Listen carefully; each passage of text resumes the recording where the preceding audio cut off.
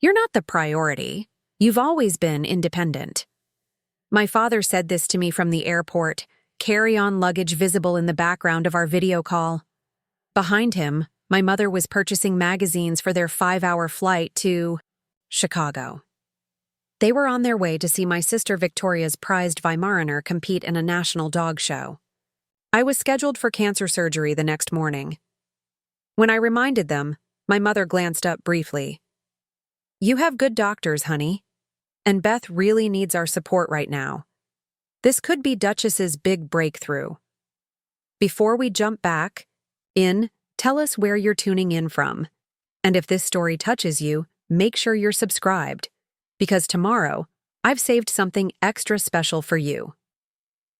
Preparing and narrating this story took us a lot of time. So if you are enjoying it, subscribe to our channel. It means a lot to us. Now back to the story. My name is Emma Calloway. I'm 34 years old, an environmental scientist specializing in water conservation in Phoenix, Arizona. For the past decade, I've built a career protecting desert watersheds while trying to convince my family that my work matters, that I matter.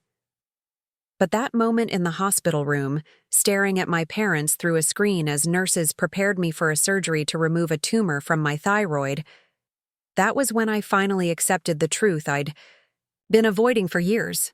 I should back up a bit. I've always been the responsible one in our family. Even as a child, I was praised for my self-sufficiency, my ability to solve problems without bothering anyone. My sister Beth, 3 years younger, was different. She needed constant attention, validation, support. Growing up in our Denver suburban home, I learned early that the fastest way to get my parents' approval was to need nothing from them. "Emma's so easy," they'd tell relatives. "Beth requires more." Hands-on parenting. What they meant was that Beth demanded attention, while I had learned not to. This dynamic cemented itself through our childhood and adolescence. I handled my own college applications, arranged my own transportation to campus tours, researched my own scholarships. Beth had our parents driving her to cheerleading competitions in neighboring states, hiring tutors when her grades slipped, buying her a car after she totaled the first one they'd given her. I told myself it didn't matter. I was proud of my independence. After college, I took a research position at Arizona State before moving to a nonprofit focused on sustainable water usage in desert communities. My work was meaningful, if not lucrative. I lived modestly in a small apartment near Phoenix's light rail line, conscious of my environmental footprint. I called home weekly, visited during holidays, sent thoughtful birthday gifts. Meanwhile, Beth dropped out of college, declaring it too restrictive for her creative spirit. She went through a series of jobs: yoga instructor, essential oil distributor, Instagram lifestyle influencer, none lasting more than a few months. When she discovered competitive dog shows, my parents were thrilled. "She's finally found her passion," my mother said during one of our calls. They invested in Beth's new pursuit wholeheartedly.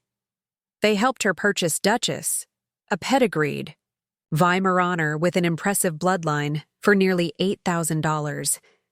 They covered entry fees for competitions, professional grooming costs, a specialized trainer. When Beth decided she needed to relocate to Chicago to work with a renowned dog handler, they helped with her rent deposit and moving expenses. I tried to be supportive. "That's great for Beth," I'd say, then change the subject to my recent water conservation project that had just received state recognition. My mother would make a polite noise of acknowledgement before returning to Beth's latest triumph: a second-place ribbon in a regional competition, the special food Duchess required, the custom-made show collar that cost more than my monthly rent. I accepted this dynamic. I had built a fulfilling life, had good friends, did work that mattered. I didn't need the kind of support Beth seemed to require constantly. Or at least, that's what I told myself. Then came the diagnosis. It started with fatigue I couldn't shake, a persistent hoarseness, difficulty swallowing. After weeks of dismissing the symptoms as stress or perhaps allergies to Arizona's desert blooms, I finally saw a doctor. Then another.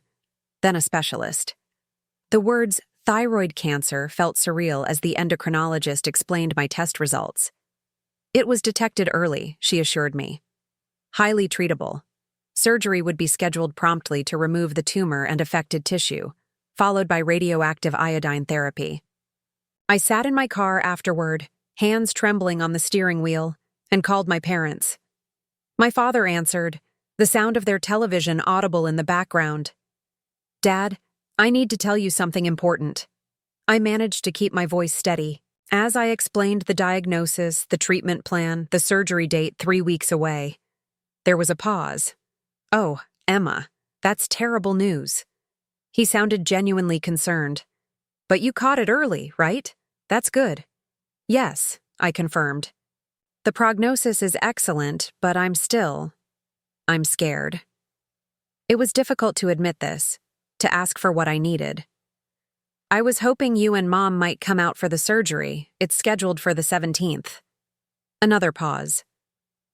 Let me check with your mother. I think that's when... Hold on.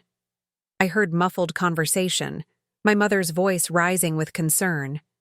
When my father returned, his tone was apologetic, but firm. Emma, that's the weekend of Beth's big show in Chicago, the National Weimaraner Championship. We've had these tickets for months. Duchess has a real shot at placing, and Beth needs us there. I swallowed hard, the irony not lost on me. My sister's dog had a scheduling conflict with my cancer. See, I said quietly. It's just, I've never had surgery before, and the doctor said I'll need someone to help me get home afterward. You have friends there, right? What about that nice woman you work with, Melissa? And Beth really can't go through this competition alone. Duchess gets nervous around crowds and needs familiar faces. I ended the call shortly after, assuring them I understood, that I'd make other arrangements. And I did. My colleague Melissa agreed to drive me to and from the hospital. My neighbor Jason promised to check in and help with meals during my recovery. My friend Taylor took time off work to stay with me the first few nights after surgery. As the date approached, my parents called regularly for updates, expressing concern and offering advice. They sent a care package, organic tea, a soft blanket, inspirational books about cancer survivors. It was thoughtful, and yet there was something hollow about it. A substitution, not a presence. The week before my surgery, my mother called with excitement in her voice. Wonderful news! Beth and Duchess got featured in Dog Fancy magazine. They're calling Duchess one of the top prospects in the championship. I could hear the pride radiating. Through the phone, the kind of unfiltered joy that was usually absent when discussing my career accomplishments.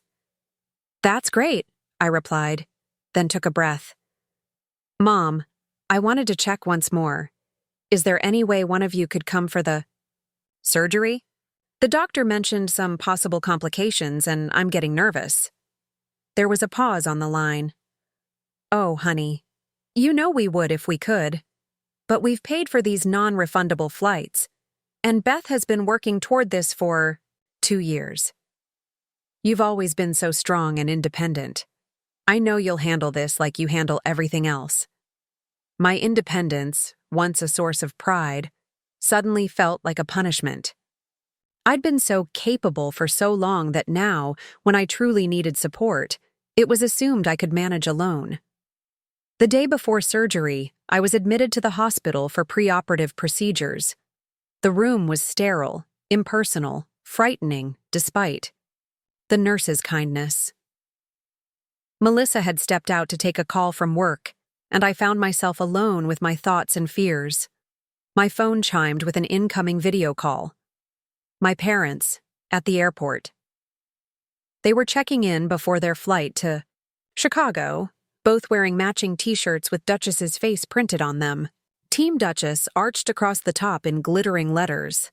They asked about my preparations, whether the doctors seemed competent, if I had arranged my post-surgery care.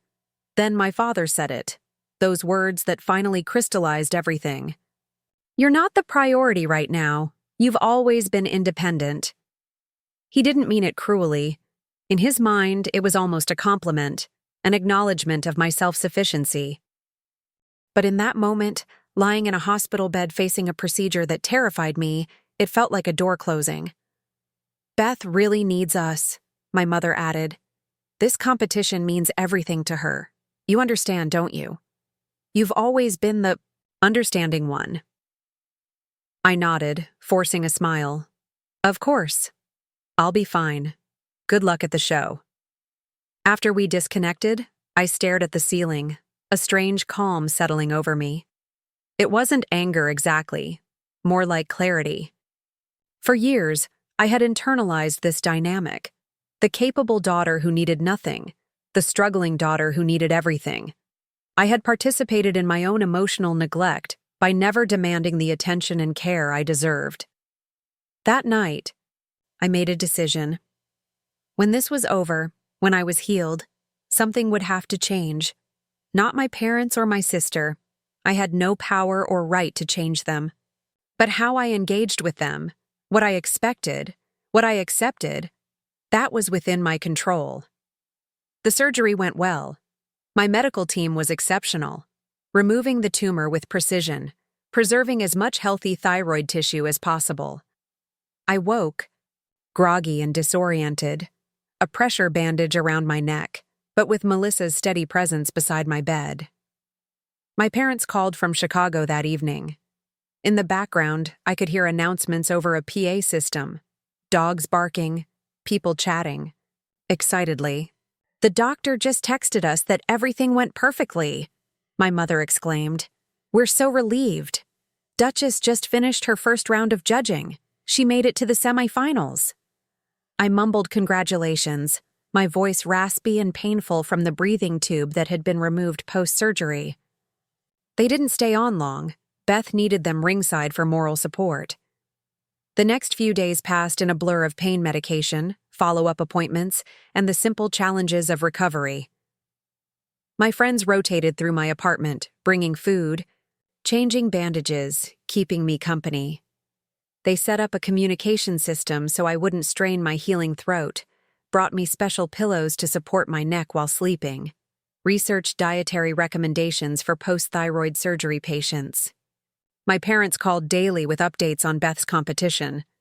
Duchess placed third overall, a remarkable achievement for a first national championship.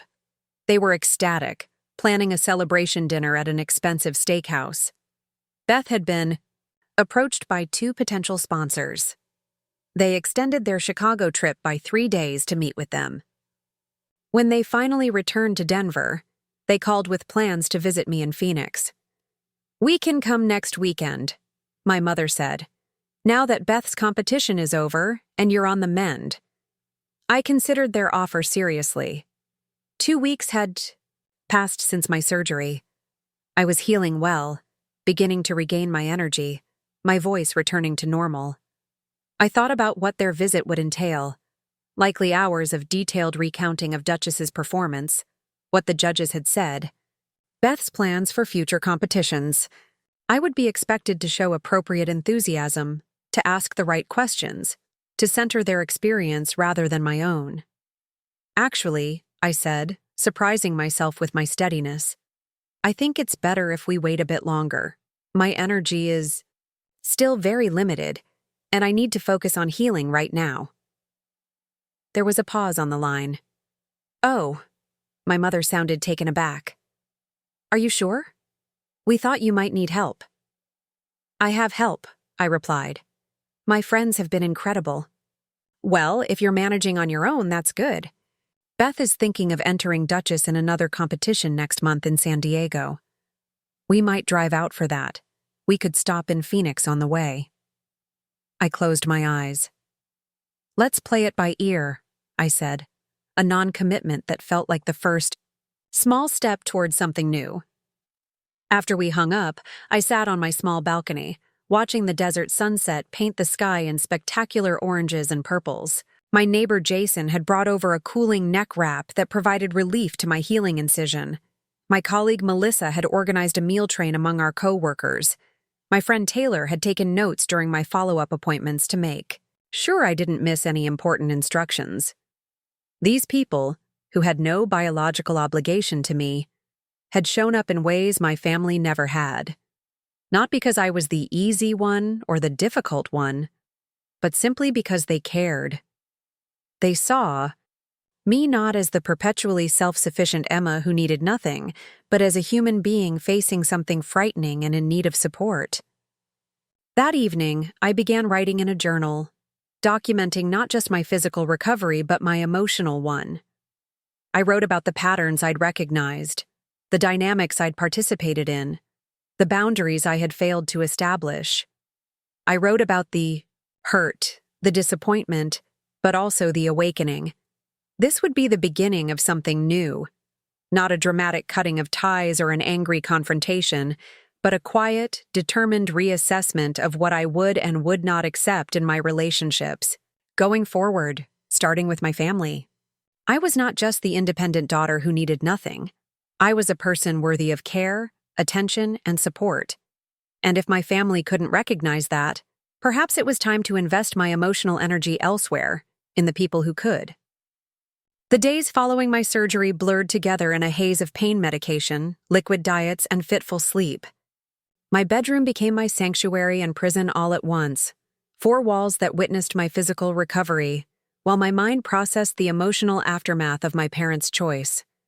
The first week was the hardest, throat raw from intubation, neck stiff, and tender from the incision, a constant reminder of the battle my body was fighting. But something else was healing too, something less visible but equally important. Melissa had set up a small recovery station next to my bed, medication organized by hour, water bottles, throat lozenges, a bell to ring if I needed assistance, which I used reluctantly, still uncomfortable with asking for help. Her kindness was so natural, so unquestioning, that it repeatedly brought tears to my eyes. "This is what friends do," she'd say simply when I tried to express my gratitude. On the 3rd day after surgery, my phone lit up with an incoming call from my parents. I hesitated before answering, my thumb hovering over the screen. Something had shifted in me, a subtle but fundamental change in how I approached these interactions. I took a deep breath and answered. "Emma, we've been trying to reach you." My mother's voice was pitched high with excitement. "Duchess won. Best in group! Can you believe it? The judge said she had the most elegant stance he'd seen in years. Beth is over the moon." I pressed my fingers gently against my bandaged throat, a reminder to protect my healing voice. "That's great," I managed, the words scratchy and painful. "Are you taking your medication on schedule?" My father interjected, his practical nature asserting itself. "You know, I read that thyroid patients often need to adjust their dosages several times before finding the right balance." "I'm following the doctor's orders," I whispered. The effort of speaking made my eyes water. "You sound terrible," my mother observed. "Maybe you shouldn't be talking so much. Anyway, we extended our stay through Monday because a representative from Paw Perfect Premium Foods wants to discuss a potential sponsorship for Duchess. Isn't that exciting?" In the background, I could hear Beth's voice rising with animation as she apparently demonstrated something about Duchess's performance to someone else in the room. My mother's attention immediately diverted. "Oh, Beth's showing the video to the hotel manager. I should go. We'll call again tomorrow. Rest up." The line went dead before I could respond. I set my phone on the nightstand and stared at the ceiling. The familiar pattern was repeating itself. My health concerns minimized, Beth's achievements centered. But something was different now. Instead of the usual sting of rejection, I felt a curious detachment, as if I were observing a play I'd seen too many times before. The script was predictable. Only now, I no longer felt obligated to follow my assigned role. My healing progressed, steadily.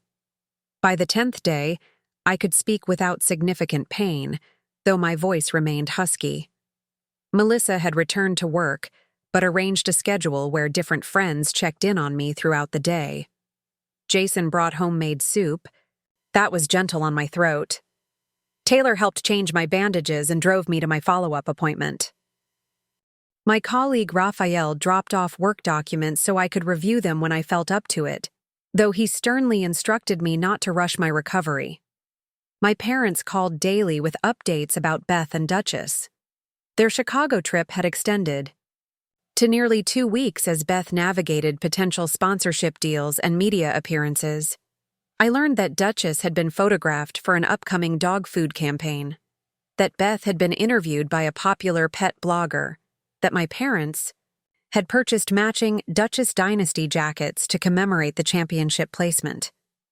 Each conversation followed the same pattern: a brief perfunctory inquiry about my recovery, followed by extended monologues about Beth's successes. I found myself responding with increasingly shorter answers, not out of spite, but from a growing awareness that these exchanges drained the limited energy I needed for healing. On day 14, my parents finally returned to Denver. My father called while unpacking. "We're thinking of driving out to see you next weekend," he announced. "Your mother's worried about how you're managing on your own." I considered this. The medical drain had been removed from my neck. I was gradually increasing my activity level. My voice was almost back to normal. Physically, I was improving daily. Emotionally, I was still processing, not just my parents' absence during surgery, but the years of imbalanced attention and support that had preceded it. "Actually," I said carefully, "I don't think that's necessary right now." "What? Don't be silly. Of course we should come check on you.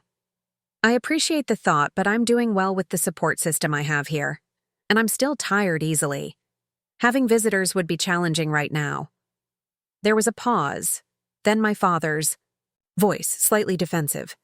"Emma, we're your parents. We want to help." "I understand, but the best help for me right now is quiet and routine." I kept my tone gentle but firm. "Maybe in a few more weeks when I have more energy." The conversation ended with an awkward tension hanging between us. I knew my response didn't fit their expectations. The easy daughter was supposed to welcome their attention whenever they chose to give it, grateful for whatever scraps of consideration came her way. But I was no longer that daughter. The next morning, my mother texted, "Your father and I respect your decision, but we're concerned about your attitude. This isn't like you." I stared at those words, "This isn't like you," and realized they contained an important truth, just not the one my mother intended. This wasn't like me, the old me who accommodated, who understood, who never demanded equal consideration. And that was precisely the point. I didn't respond immediately. Instead, I took my first short walk outside since the surgery, moving slowly, along the sun-baked sidewalk of my neighborhood. The desert air was dry and clean in my healing lungs. A hummingbird darted among the bright blooms of a prickly pear cactus. Life continuing, adapting, finding nourishment in unlikely places. When I returned home, I drafted a careful reply. "You're right. This isn't like me. I'm learning to advocate for my needs in a new way. I love you both, and I'll call later this week when I have more energy." That afternoon, I received a care package from my office team: books, a soft scarf to cover my healing incision, a gift certificate for meal delivery, and a card signed by everyone with messages of support and humor. I sat on my couch, reading each note, tears blurring my vision. These people saw me, truly saw me, in a way my family never had. 3 weeks after surgery, I had my most significant follow-up appointment. The pathology results were excellent, clean, margins, no evidence of spread. I would need radioactive iodine therapy as a precaution, but my prognosis was very good. The doctor was pleased with my healing. Melissa waited in the reception area, ready to drive me home and hear the results. "You've been an incredible friend," I told her as we pulled away from the medical center. "I don't know how I would have managed without you." She glanced at me, her expression serious. "Emma, Can I say something that might sound harsh? I nodded, curious. I've known you for what, 3 years now? And in that time, I've watched you twist yourself into knots trying to support your family while getting almost nothing in return. You downplay your achievements. You excuse their behavior. You never ask for help. And then, when you literally had cancer, she took a deep breath. I'm sorry your parents missed your surgery, but I'm not sorry you've finally seen the imbalance for what it is. Her words washed over me like a wave, momentarily taking my breath away. Not because they were cruel, but because they were true. And hearing someone else articulate what I'd been feeling gave the realization a solidity it hadn't had before. Thank you, I said quietly, for everything, including that. When we arrived at my apartment, my phone was ringing. Beth. I hesitated, then answered. Emma, guess what? Pa. Perfect wants Duchess for their national campaign. They're flying us to New York for a professional photo shoot. Her voice was breathless with excitement. Congratulations, I said, settling carefully onto my couch. That sounds like a great opportunity. Mom and Dad are coming too, of course. They're so amazing. They've rearranged their whole schedule to support me through this. Dad's even using some of his vacation days. The irony wasn't lost on me. My father had claimed he couldn't take time off for my surgery, yet he had vacation days available for a dog's photo shoot. How are you feeling? Beth asked, almost as an afterthought. Mom said you didn't want them to visit. I'm healing well, I said simply. The pathology results came back clean today. Oh, that's great. Listen, I need to go. We're meeting with my agent in an hour. Love you, bye. The call ended before I could respond. I sat there, phone in hand, realizing Beth hadn't even acknowledged the significance of my clean pathology results, information that meant I likely wouldn't die from this cancer. It had been less important than her dog's modeling career. Something crystallized in me at that moment. Not anger, exactly, but a profound clarity.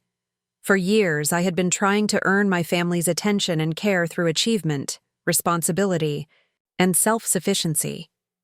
I had believed that if I were accomplished enough, mature enough, understanding enough, they would finally see me as worthy of the same consideration they gave so freely to Beth. But that was never going to happen. The dynamic wasn't based on merit or need. It was an established pattern that served them well. Why would they change it? Beth got the support and attention she craved. My parents got to focus on the child who made them feel needed and important. And I got, what? The hollow praise of being the responsible one, while my emotional needs went unmet. I walked to my small balcony and looked out at the Arizona landscape, the rugged beauty of survival in harsh conditions. Plants that conserved water, animals that hunted at night to avoid the worst heat, geological formations sculpted by wind and rare but powerful rains. Everything adapted to thrive with what was available, not what was wished for. Perhaps it was time I did the same. The next few weeks brought new challenges. I began radioactive iodine therapy, a treatment that required temporary isolation due to the radiation I would emit. It was a strange liminal period, physically separated from everyone while I worked through my emotional revelations. During this isolation, I received a group text from my mother. Great news! Beth and Duchess will be on the cover of Dog Enthusiast magazine next month. We're planning a viewing party when the issue comes out. We'll send you a copy, of course. No inquiry about my treatment. No acknowledgement that I was going through radiation therapy. Just another celebration of Beth and Duchess. I set my phone aside without responding. Later that evening, I opened my laptop and began researching professional development opportunities in my field. A conservation conference in Seattle, a water management symposium in Austin, a research collaboration opportunity in New Mexico. I applied for them all, expanding my professional horizons beyond the comfortable radius I'd maintained to accommodate family obligations. When my isolation period ended, I returned to work part-time. My colleagues welcomed me with genuine warmth and consideration. My supervisor had rearranged project timelines to ease my transition back. The office manager had adjusted the thermostat near my desk to accommodate my post-radiation sensitivity to cold. Small kindnesses that illustrated what real support looked like. My parents called less frequently as Beth's publicity tour for the dog food campaign ramped up. When they did call, they seemed unsettled by my new brevity. I was polite but no longer effusive, interested but no longer overly accommodating. I didn't ask detailed questions about Beth's activities. I didn't offer reassurances when my mother complained about the stress of managing Beth's schedule. "You seem different," my father remarked during one call. "Are you sure you're feeling okay?" "I'm healing well," I replied, "just focused on my recovery and work right now." "Well, don't push yourself too hard," he advised. "Your health should come first." The irony of this statement, coming from the man who had prioritized a dog show over my cancer surgery, was almost laughable. But I didn't point it out. There was no need for confrontation or accusation. My changed behavior spoke for itself. 6 weeks after surgery, I received exciting news. My application for the research collaboration in New Mexico had been accepted. It would require a 3-month residence period starting in the fall. The project focused on innovative water conservation techniques for indigenous communities, work that aligned perfectly with my values and expertise. I called my friend Taylor first, then Melissa and Jason. They celebrated with me, asked thoughtful questions about the project, offered to help with arrangements for my apartment while I was away. Their genuine excitement for my opportunity contrasted sharply with my family's usual tepid response to my professional achievements. When I finally called my parents to share the news, their reaction was predictably lukewarm. "New Mexico? For 3 months?" My mother sounded concerned. "But what about Thanksgiving? We always spend Thanksgiving together." "I'll have to miss it this year," I said calmly. "This is an important opportunity for my career." "Well, I suppose your career is important to you," she said, in a tone that suggested other things should matter more. "It's just that Beth was planning to bring Duchess to Denver for the holiday. She thought everyone would want to meet her champion in person."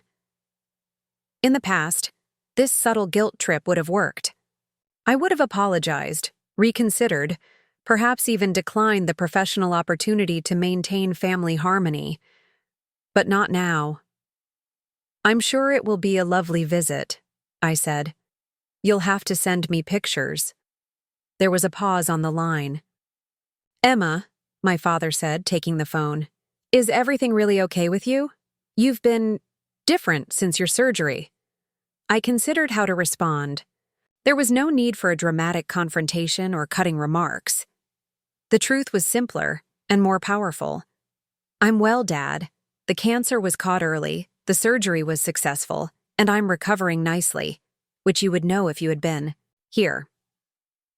I kept my voice gentle but didn't soften the reality. I've had time to reflect on what's important to me and where I want to invest my energy. This research project is significant, and I'm choosing to prioritize it. "I see," he said, though his tone suggested he didn't see it all. "Well, we're glad you're feeling better." After we hung up, I felt a curious lightness. Not happiness exactly. There was still grief in recognizing the limitations of my family relationships, but something like freedom. I had stated my truth, without anger or accusation, had made a choice based on my needs and values rather than their expectations. It was a small step, but a meaningful one. That evening, I sat on my balcony watching the sunset paint the desert sky in spectacular oranges and purples. My neck scar was healing well, a thin line that would fade with time but never disappear completely, much like the emotional lessons of this experience. I thought about the journey ahead, the continued medical follow-ups, the professional opportunity.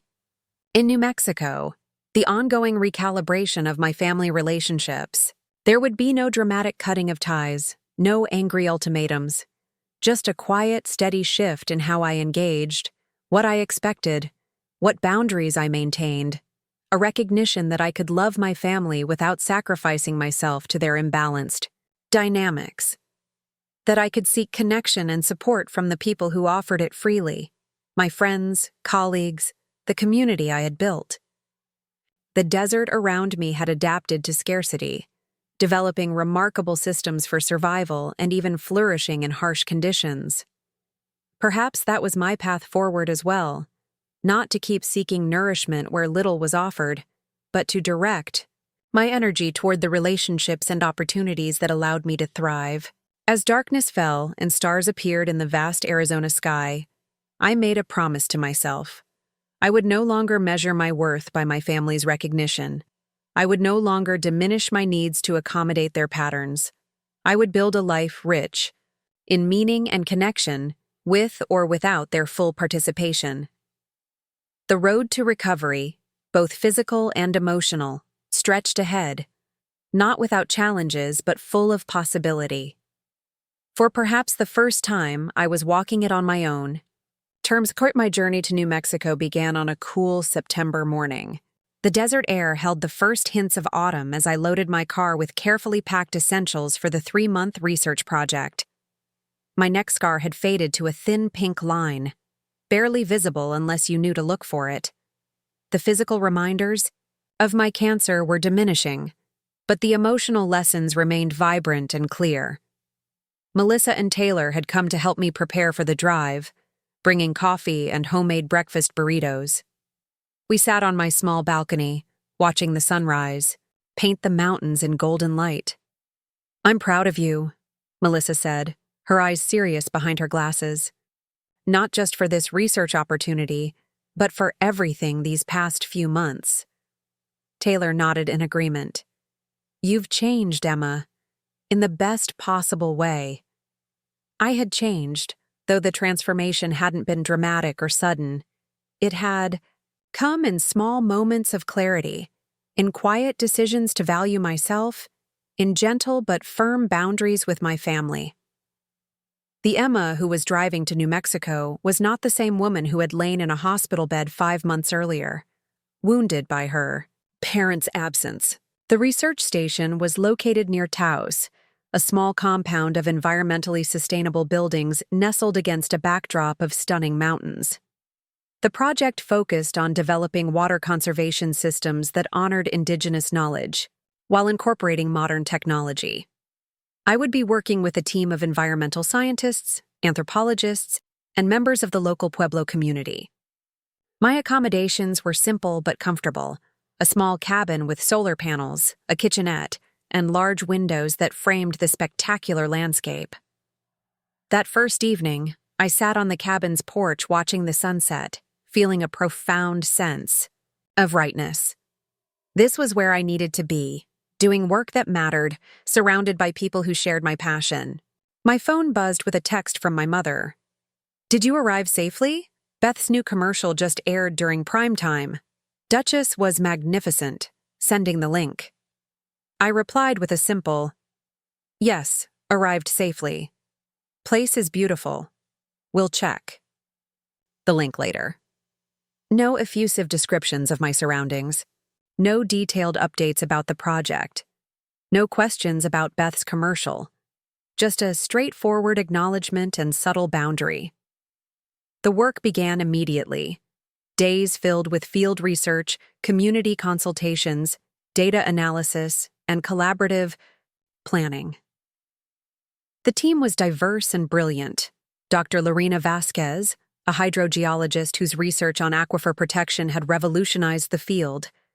James Running Bear, an elder from the Taos Pueblo who carried generations of wisdom about sustainable water management. Sanjay Patel, a brilliant engineer designing solar-powered filtration systems.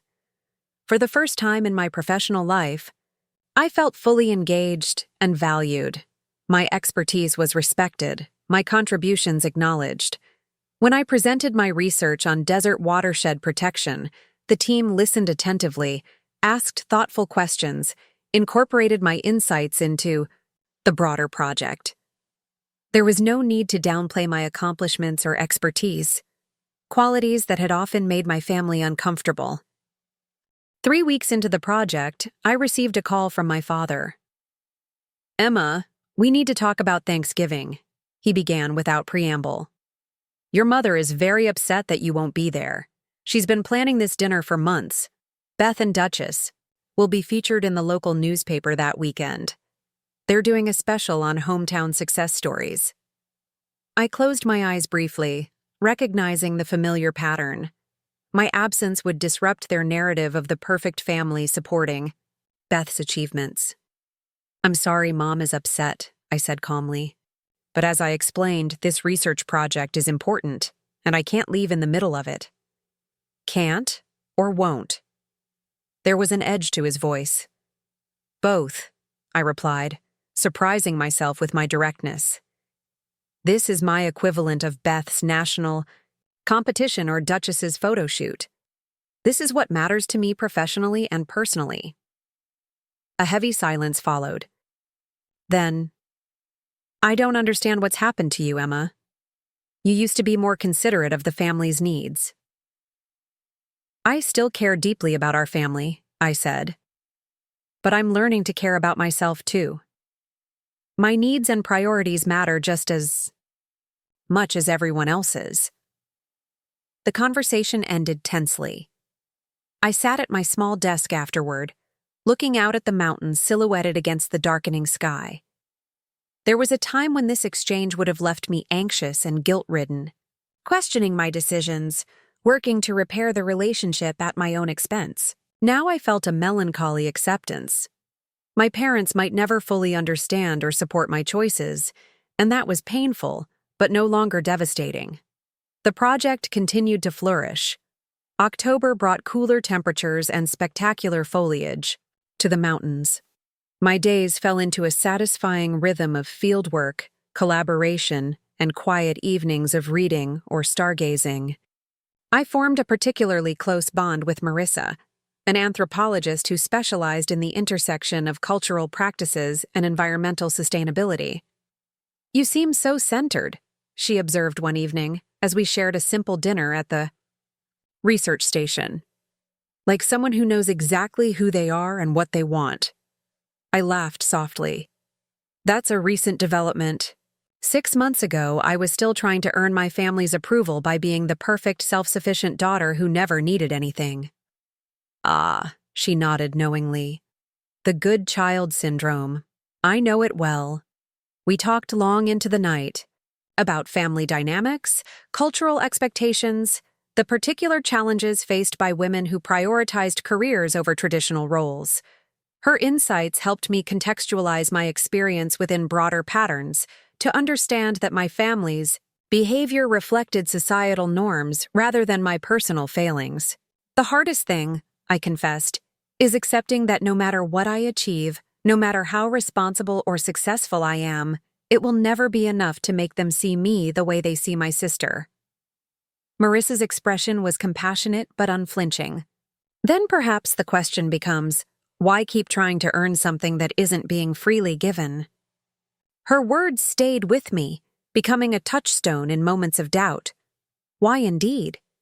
The energy I had spent seeking validation from my family could be redirected toward relationships and pursuits that nourished rather than depleted me.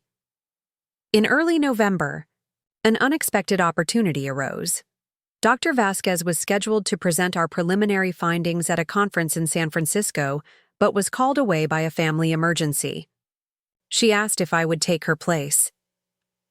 "Your understanding of the integrated approach we're developing is exceptional," she said. "You'd be the perfect representative for the project." In the past, I might have demurred, minimizing my contributions, suggesting someone else. Instead, I accepted with confidence. "I'd be honored. Thank you for trusting me with this." The conference was scheduled for the weekend before Thanksgiving. I would fly directly from San Francisco to Phoenix afterward, missing the holiday with my family, but returning to my apartment in time to prepare for the final phase of the research project. When I informed my parents of these plans, their response was predictably disapproving. "So, you're choosing a work presentation over family," my mother said, her voice laden with disappointment. "I suppose we shouldn't be surprised anymore." "This isn't about choosing work over family," I explained patiently.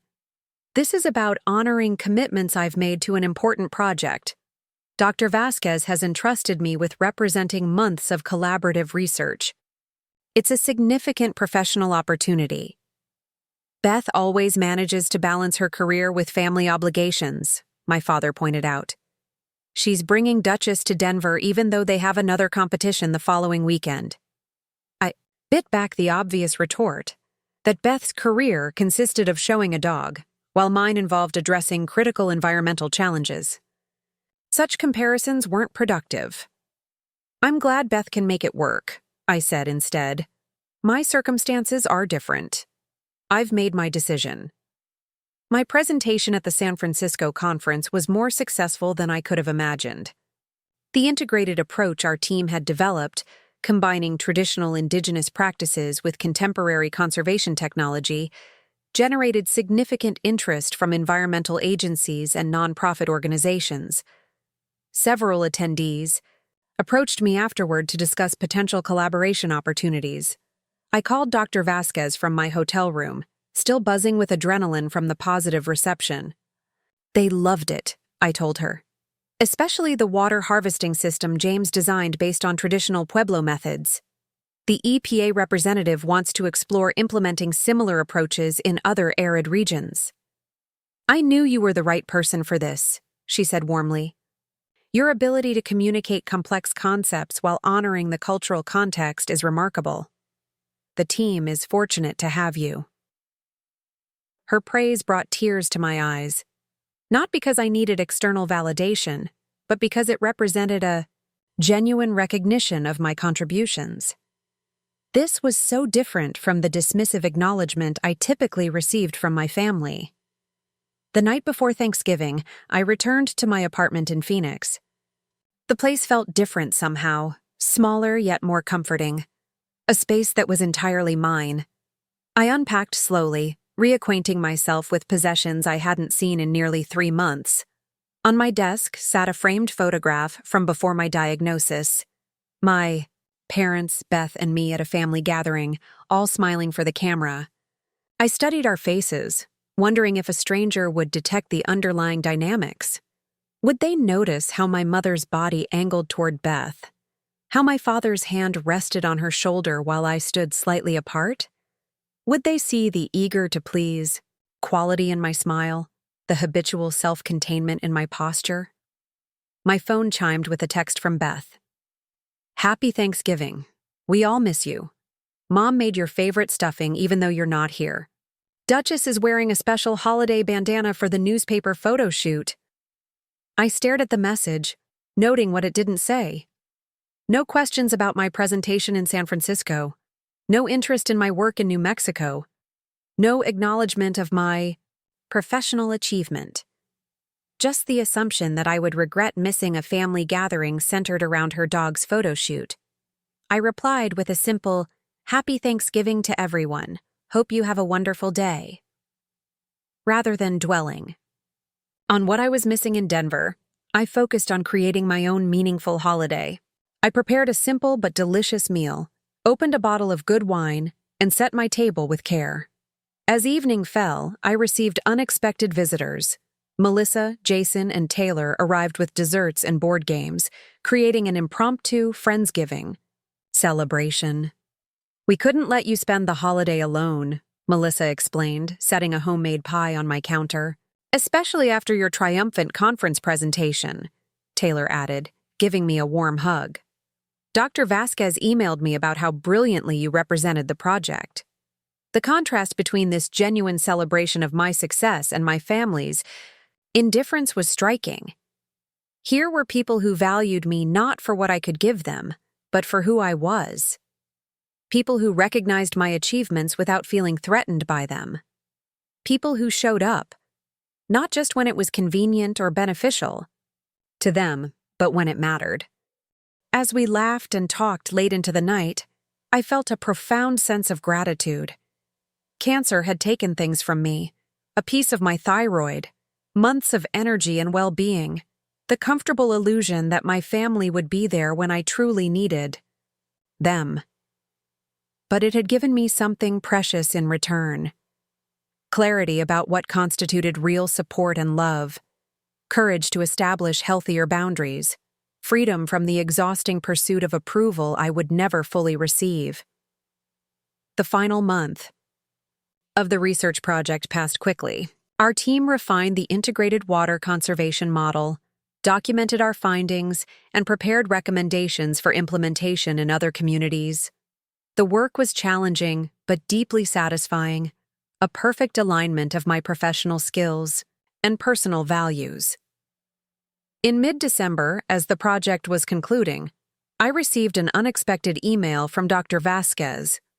The foundation funding our research was establishing a permanent institute for sustainable water management in the Southwest, and they wanted me to consider a leadership role. The position would involve dividing my time between field research and administrative responsibilities, with the flexibility to pursue my own projects within the broader mission. Your unique combination of technical expertise and cross-cultural communication skills is exactly what this initiative needs, Dr. Vasquez wrote. Please consider this opportunity seriously. The offer was exceptional, professionally challenging, aligned with my values, financially rewarding, and located in Taos, where I had found such unexpected fulfillment.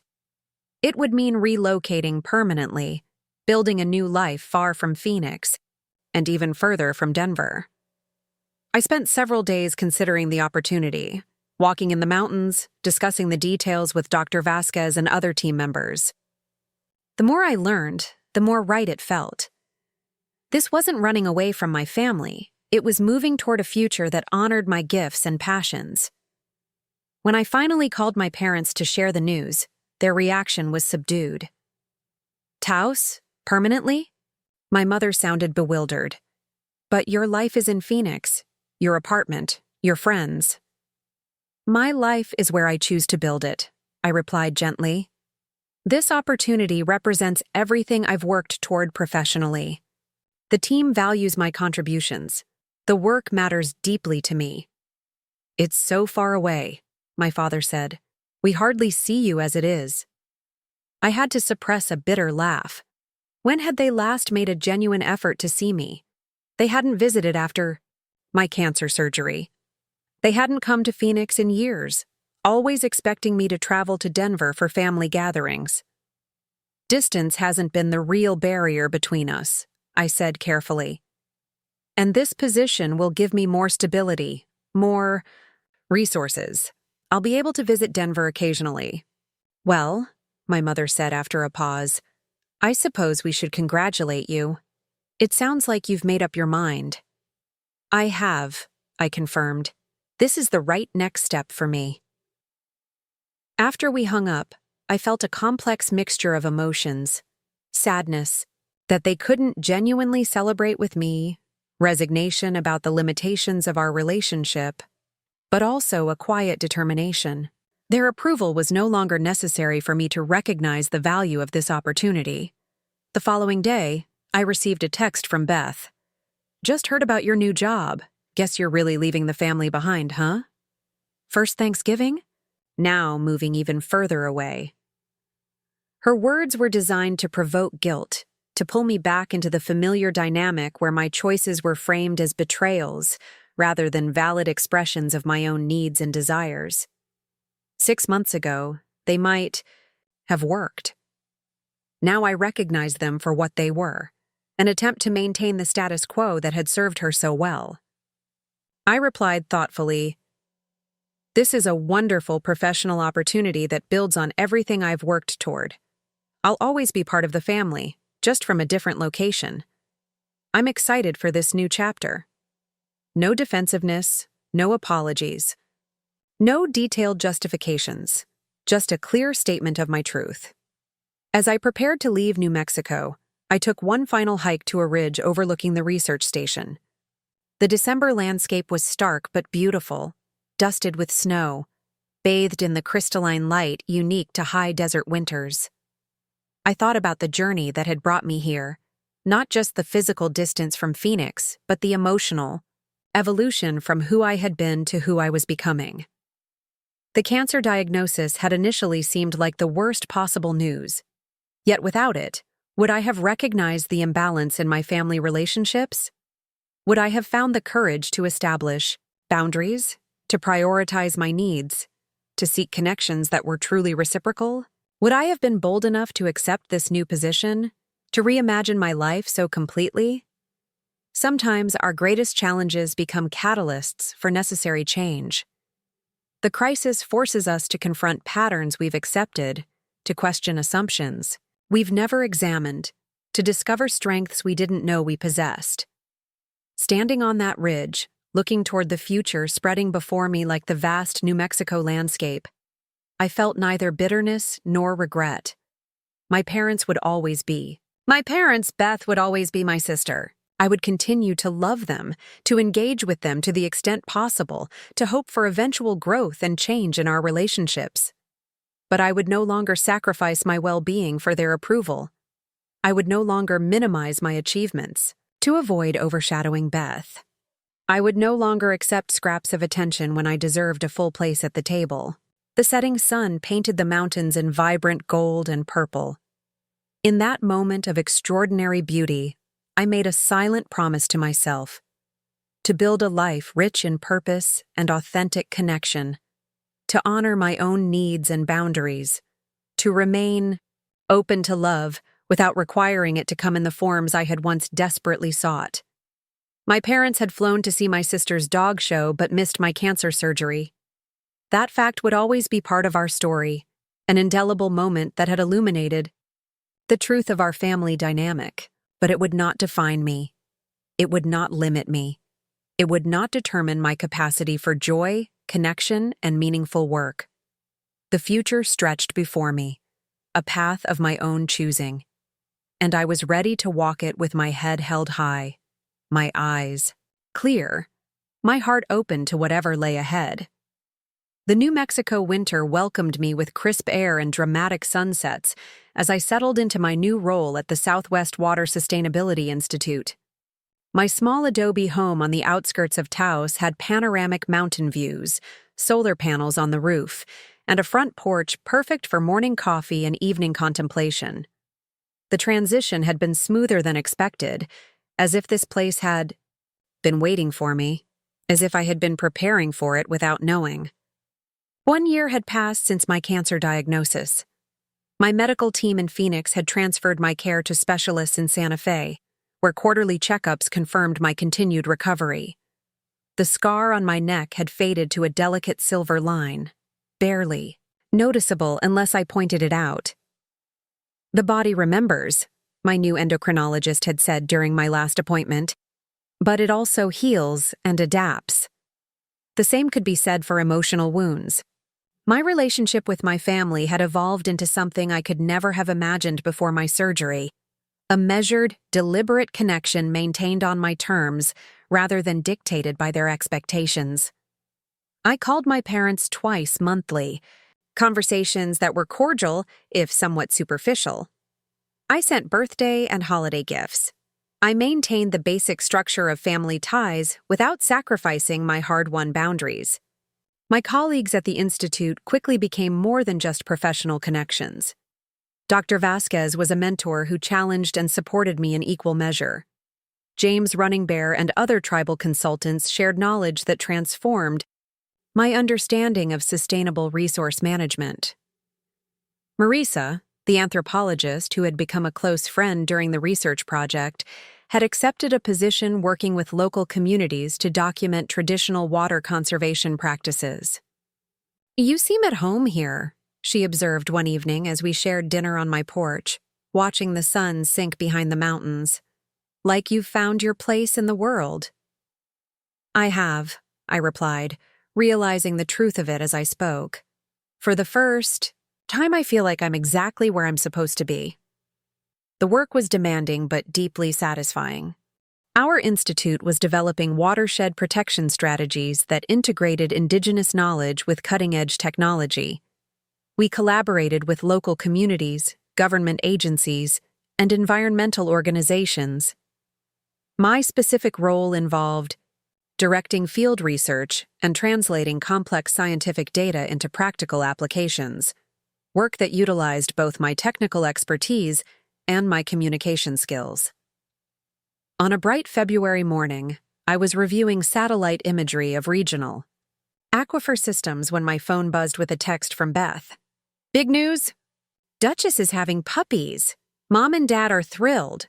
They're already planning to take the first pick of the litter. You should come visit when they're born." I stared at the message, struck by its presumptiveness.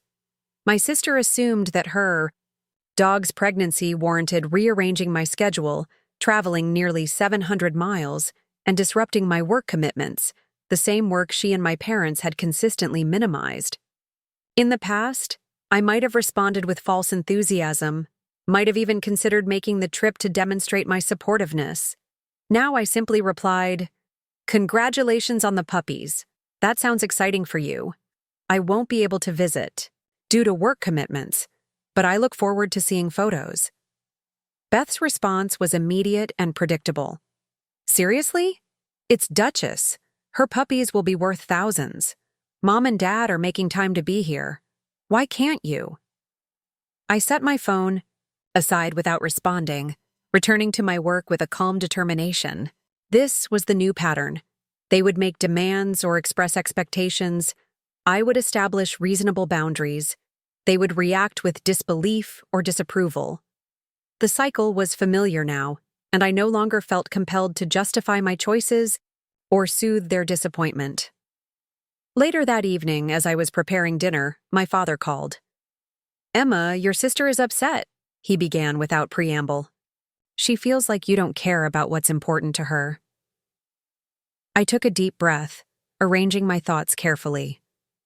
"Dad, I'm genuinely happy for Beth and her success with Duchess. But puppies being born, while certainly exciting for her, is not a reason for me to travel across multiple states and take time away from critical work responsibilities." "Family should come first," he replied, his tone carrying the weight of unquestioned conviction. "Family is important," I agreed. "But it's not the only important thing in life. My work matters, to me, to the communities we serve, to the environment. We're trying to protect, and the Institute depends on me." "Your mother thinks you're still punishing us for missing your surgery," he said after a moment of silence. "Is that what this is about?" The question hung between us, complex and loaded. Was that part of it? Perhaps on some level. But the reality was both simpler and more profound than lingering resentment. "This isn't about punishment," I said finally. "It's about priorities and balance. For most of my adult life, I've been expected to arrange my schedule, my career, my resources around family needs, particularly Beth's needs. That wasn't healthy or sustainable for me. I'm creating a different pattern now." "By isolating yourself in New Mexico?" There was a hint of accusation in his voice. "By building a life that reflects my values and respects my boundaries?" I corrected gently. "I haven't isolated myself. I've created meaningful connections here. I've established professional roots. I'm doing work that matters deeply to me." He sighed heavily. "I just don't understand why you can't do all that and still be part of the family." "I am part of the family, Dad. Just not on the terms that have always been expected. I call regularly. I visit when I can. I care about all of you. But I won't diminish myself or my work to maintain the old dynamic." After we hung up, I stepped onto my porch, breathing in the crisp evening air. The mountains stood solid and unchanging against the darkening sky, a reminder of permanence amid transformation. I thought about my father's question. Was I punishing them for missing my surgery? The truth was more nuanced. My parents' choice to attend Beth's dog show rather than support me through cancer surgery had been a catalyst, a moment of painful clarity that illuminated patterns I had accepted for too long. But my current boundaries weren't about retribution, they were about self-preservation and growth. The following week brought an unexpected surprise. Dr. Vasquez called me into her office, her expression unusually animated. The International Journal of Water Resources Development wants to publish our research on integrated conservation approaches, she announced, and they've invited us to present at their annual conference in Barcelona this summer. I blinked, in surprise. Barcelona? That's incredible! You would be presenting with me, she continued. The selection committee was particularly impressed by the way our model honors indigenous knowledge while incorporating contemporary scientific methods. Your contribution to this aspect of the research was significant. Pride swelled within me, not the desperate need for validation that had once driven me, but a genuine satisfaction in work well done and recognized. Thank you for this opportunity. I'm honored. As I left her office, I felt a familiar impulse to call my parents, to share this professional achievement. But experience had taught me what would likely follow. Polite acknowledgement quickly, overshadowed by updates about Beth and Duchess, comparisons that diminished rather than celebrated my success. Instead, I texted Melissa, who had remained a steadfast friend despite the distance between Phoenix and Taos. Her response was immediate and enthusiastic. Barcelona? That's incredible. I always knew you were brilliant, but now the whole world gets to see it too. We need to video chat so you can tell me everything. That evening, we spoke for nearly 2 hours, Melissa asking thoughtful questions about the research, offering practical advice about international travel, expressing genuine excitement for this recognition of my work. This was what support looked like: specific, enthusiastic, focused on my experience rather than redirected to someone else's achievements. Spring unfolded across the New Mexico landscape, painting the desert with wildflowers and filling the air with fragrance. My work expanded to include consulting with other regions facing water scarcity challenges. I began mentoring a young Navajo hydrologist who had joined our team, finding unexpected fulfillment in sharing knowledge and encouraging her professional development. In late April, my mother called with news that sent ripples through my carefully constructed equilibrium. "Your father isn't well," she said, her voice uncharacteristically subdued. "The doctors are concerned about his heart. They've scheduled some tests for next week." My chest tightened with sudden fear. Despite the complications in our relationship, this was my father. The man who had taught me to ride a bicycle, who had built bookshelves for my childhood bedroom, who had, in his own limited way, tried to love me as best he could. "How serious is it?" I asked, already pulling up my calendar on my laptop. "They're not sure yet. The initial tests showed some irregularities. It could be significant, or it could be nothing to worry about." "I'll come to Denver," I said without hesitation. "I'll book a flight tonight." There was a pause on the line. "That's not necessary, Emma. Beth is already making arrangements to come with Duchess. The puppies are old enough to travel now, and your father has been looking forward to seeing them." The familiar sting of exclusion threatened to resurface, but I pushed it aside. This wasn't about Beth or Duchess or the established family patterns. This was about my father's health and my own values. "I'm coming anyway," I said firmly. "This is important, and I want to be there. Please let me know when his appointments are scheduled, so I can plan accordingly." I arrived in Denver 3 days later, renting a car at the airport and driving directly to my parents' home in the suburb where I had grown up. The spring afternoon was cool and bright, the front yard meticulously maintained as always. I sat in the rental car for a moment, gathering my thoughts and intentions. I was here to support my father through a health concern, not to fall back into old patterns of seeking approval or competing with Beth for attention. My mother answered the door, surprise flickering across her features despite having been informed of my arrival time. "Emma, you didn't need to come all this way." "Hello, Mom," I replied, stepping forward to embrace her briefly. "How's Dad doing?" "Frustrated with all the fuss, but otherwise his usual self. Beth arrived yesterday with Duchess and the puppy she's keeping. They've been a wonderful distraction. For him."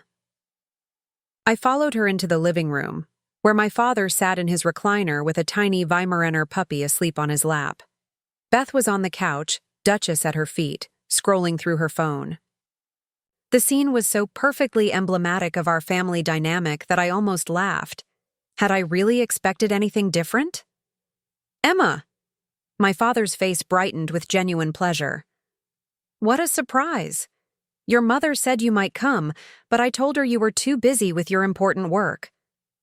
There was no sarcasm in his tone, just a statement of what he had come to accept as reality, that my work took precedence over family matters. The irony wasn't lost on me.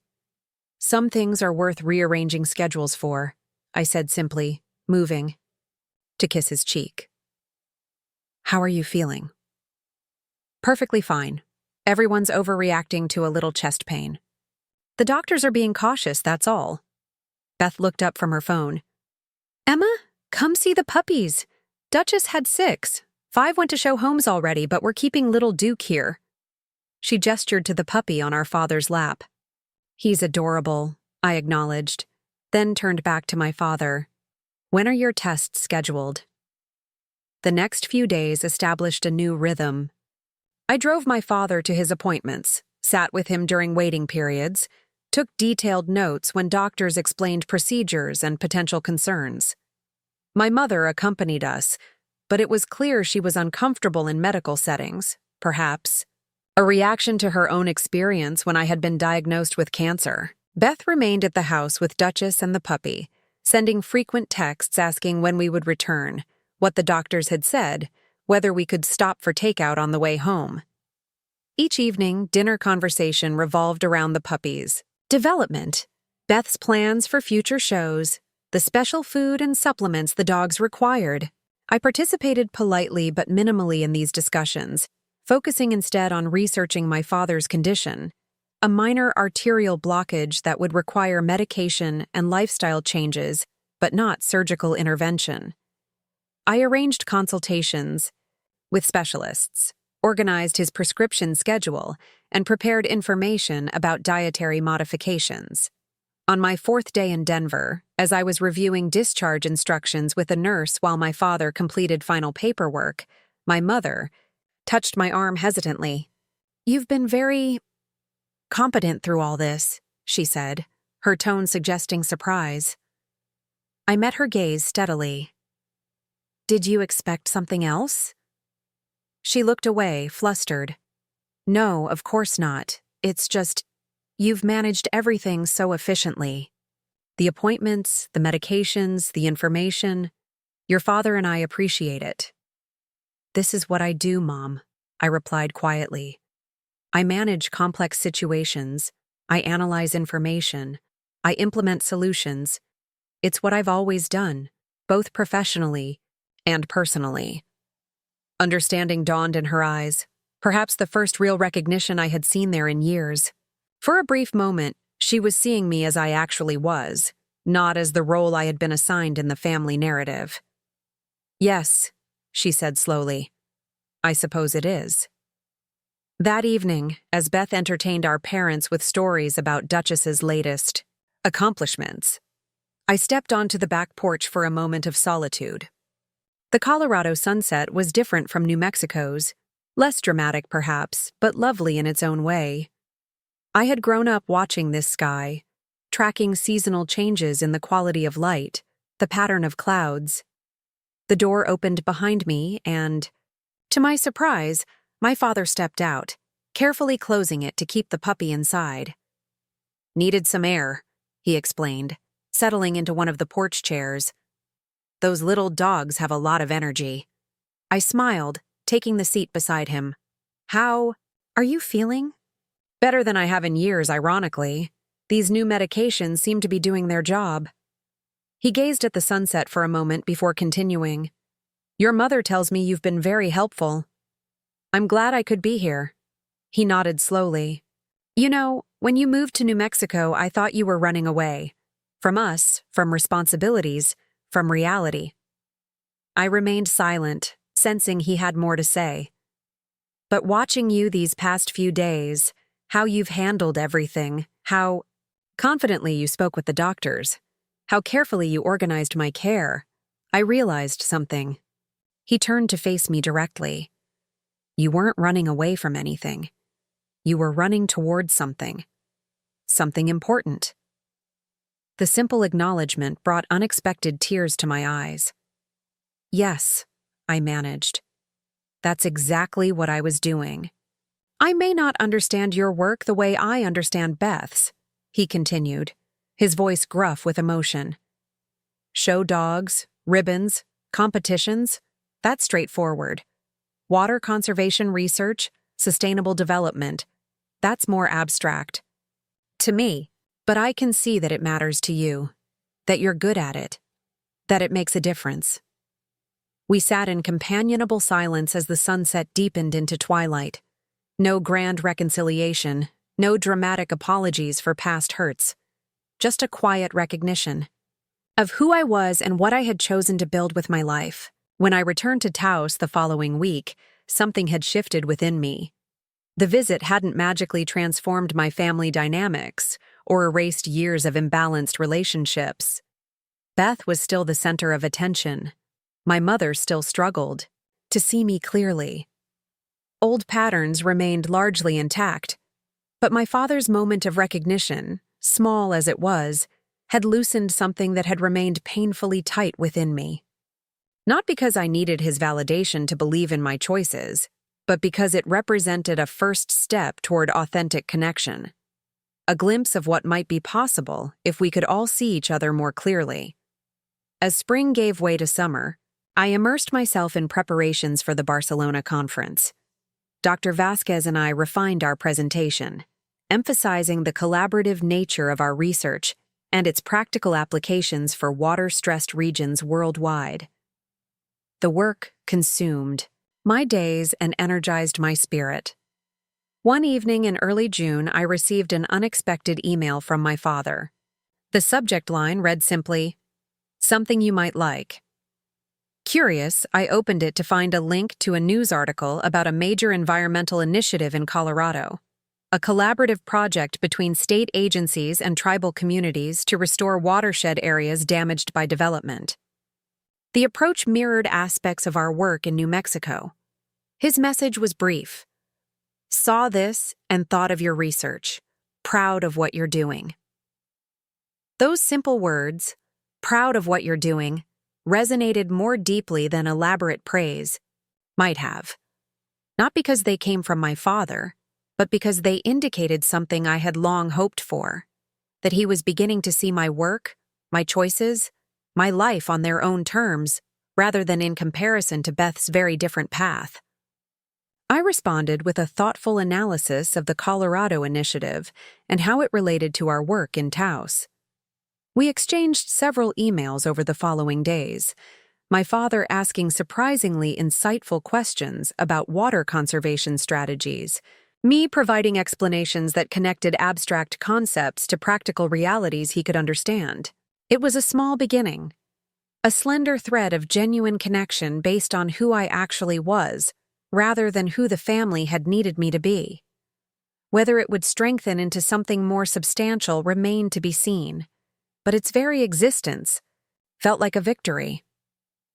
As the date for the Barcelona conference approached, I received another surprise, a package delivered to my office containing a beautiful leather portfolio embossed with my name and the Institute's logo.